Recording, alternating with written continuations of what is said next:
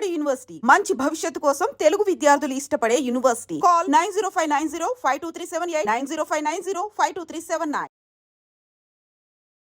అంటే ఇంకొకటి కూడా ఉంది సార్. ఇప్పుడు మీరు నార్మల్గా ఒక సుభాష్ గై సినిమాల్లో కానీ లేకపోతే ఎన్ఎన్సిపి సినిమాల్లో కానీ ఒక ఫార్మేట్ ఉంది మీకు. మీరు ఇందాక అన్నట్టుగానే ఒక ఫ్యామిలీ డ్రామా, ఒక ఇమోషను, సెంటిమెంటు, హీరోయిజం, ఇవన్నీ కూడా మీరు ఇదే ట్రావెల్లో ప్రతి సినిమాతోని మీరు ఇంప్రెస్ చేస్తున్నారు ఆడియన్స్ని, ఆడిటోరియంస్ని.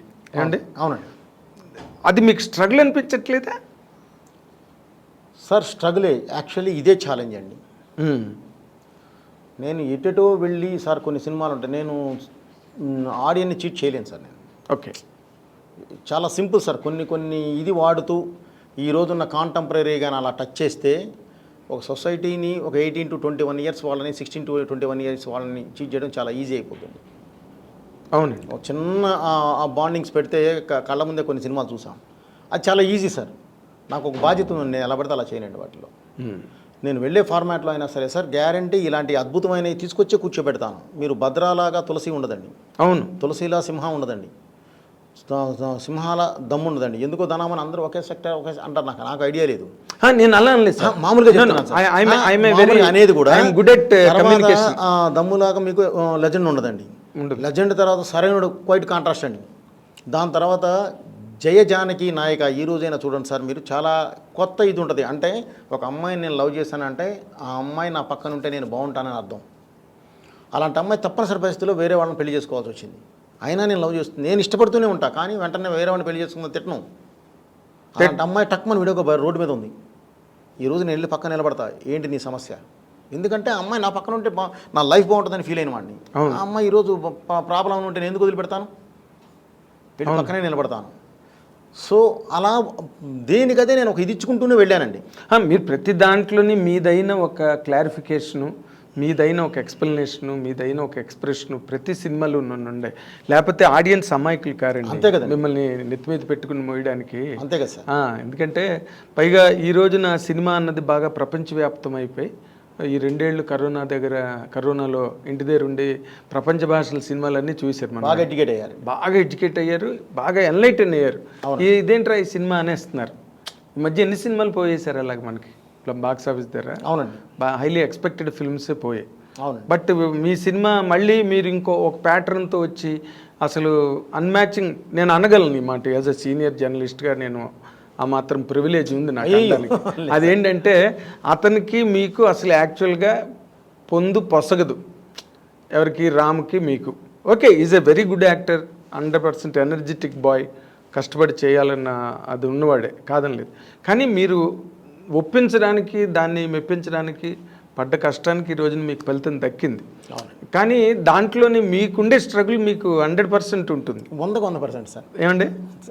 కష్టపడకుండా స్ట్రగుల్ లేకుండా పైకే రావు సార్. అవును, పడ్డామని చెప్పకూడదు. ఇది వేరు. ఇప్పుడు మీరు బాలకృష్ణ గారి సినిమాకి అఖండకి పడ్డారు, ఎందుకంటే మీరు నాతో చెప్పడం నాకు గుర్తుంది. అప్పుడు ఇది 2వ క్యారెక్టర్ ఏంటంటే మంచి క్యారెక్టర్ అండి, నేను చెప్తాను మీరు చూద్దరు కానీ అని చెప్పారు. చెప్తే ఏంటి ఆ క్యారెక్టర్ని ఎప్పుడు చెప్పలేదు మీరు నాకు.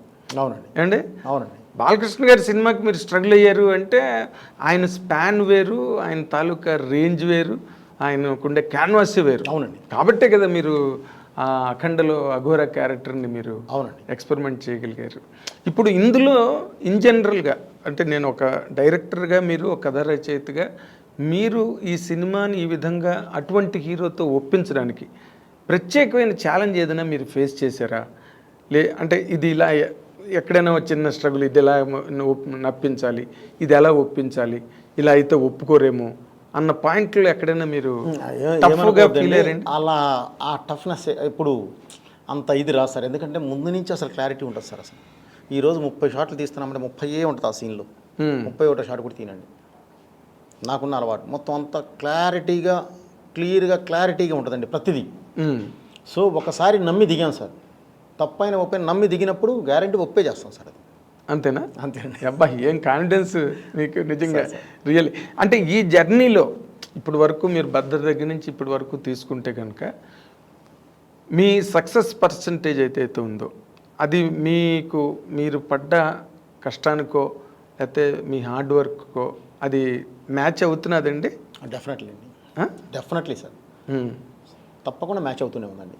ఓకే, అంటే మీరు you are happy with the success percentage of your guarantee అండి, అవునా? గ్యారంటీ అండి. అంటే మీరు నార్మల్గా ఏ రేంజ్ సక్సెస్ అని మీకు చెప్పుకోవాలనుకుంటే ఇక్కడ ఎవ్వరు లేరు, మీరు ఒక్కరే ఉన్నారు, మీరు చెప్పుకోవాలంటే మీరు ఏ రేంజ్ సక్సెస్ అని చెప్పుకుంటారు సార్? సార్ నేను 100% ఉన్నాను సార్, అంతేనా? 100% ఉన్నాను సార్. ఓకే. మీరు ఏదైనా ఒక సినిమా నాకు చెప్పి ఆ సినిమాకి వెళ్ళి మీరు ఇప్పుడు వెళ్ళి చూడండి, సినిమా అది ఈ రోజు వెళ్ళి చూడండి, ఓకే, గ్యారంటీ మీరు కరెక్టే అనుకుంటారు. ఓకే, ఇది ఉంటుందండి. అవునా? అంటే బేసిక్గా అసలు మీరు సినిమా అన్న తర్వాత మీ దాంట్లోని ఇప్పుడు ఇందులో కూడా బాగా ఇమోషనల్గా వెళ్తుంది. దాంట్లో రాము ఆ తోటలోని పంట పొలంలో కూర్చుంటే ఆ అమ్మాయి వెనకాల నుంచి కర్ర పట్టుకుని వస్తుంది, ఆ సీన్ ఉంది, బెత్తం పట్టుకుని వస్తుంది కదా. అంటే మనం ఆ సీన్ ఎక్స్పెక్ట్ చేయం అసలు యాక్చువల్గా. అప్పటి వరకు నడిచిన ఇమోషనల్ బ్లాక్ వేరు పట్మని ఒక లైట్ రేన్గా ఒక సీన్ స్టార్ట్ అవుతుంది. అవునండి. మీకు అసలు ఎంటర్టైన్మెంటా, యాక్షనా, ఇమోషనా, ఫ్యామిలీ డ్రామావా, సెంటిమెంటా, ఏదంటే మీకు ఎక్కువ ఇష్టం అండి? ఓకే, డైరెక్టర్గా మీరు అన్నీ చూపించాలి, అది వేరే విషయం. ఇప్పుడు మీరు అడిగింది అక్కడికి వద్దామంట ఒకసారి. ఏది ఒక్కసారిగా ఎమోషనల్గా వెళుతూ హీరోయిన్ ఫట్మని ఒక చిన్న కర్ర పట్టుకొని నన్ను కిడ్నాప్ చేసి తీసుకొస్తావరా, నువ్వు వస్తుంది వచ్చి ఇక్కడ హ్యాపీగా కాఫీ తాగుతున్నావా, చెప్తాను ఈ సంగతిని, కర్ర తీసుకొని వస్తుంది కదండి, అదే కదా మీరు చెప్తాను. అవును. అంత ఎమోషనల్లో వెళుతూ ఎందుకు మధ్యలో బ్రేక్ చేస్తామంటారండి? వాళ్ళిద్దరూ ఇక క్లైమాక్స్, ఇక లీడ్ టు క్లైమాక్స్ ఆ సాంగ్ తర్వాత ఇంకా క్లైమాక్స్ వెళ్తున్నాం. సో వెళ్ళేటప్పుడు వీళ్ళకున్న పేరేంటండి? ఆ అమ్మాయి నిన్నగాక మొన్న చేసిన సినిమా ఏంటి, ధమాకా అనే సినిమా చేసింది. ఆ అమ్మాయికి వచ్చిన పేరేంటి? బాగా చేసింది కాదు, డాన్స్ బాగా చేసింది, ఎనర్జెటిక్గా చేస్తుంది అని. రామ్ కూడా ఆల్రెడీ ఎనర్జెటిక్ హీరో అని చెప్పి మీకు తెలియందే కాదు, అది అంతా యూనివర్సల్. సో వాళ్ళిద్దరిని పెట్టుకొని నేను మామూలుగా వదిలేస్తే బాగోదండి. ఏదో నీ చుట్టూ ఫస్ట్ హాఫ్లో ఒక్క సాంగే వాళ్ళిద్దరి మధ్యలో ఉంది కాంబినేషన్. సో మామూలుగా వదిలేస్తే కాదు, ఇద్దరు ఎనర్జీ పర్సన్స్ మాట్లాడుకోవాల్సి వస్తే ఎలా ఉంటుంది ఛాలెంజ్?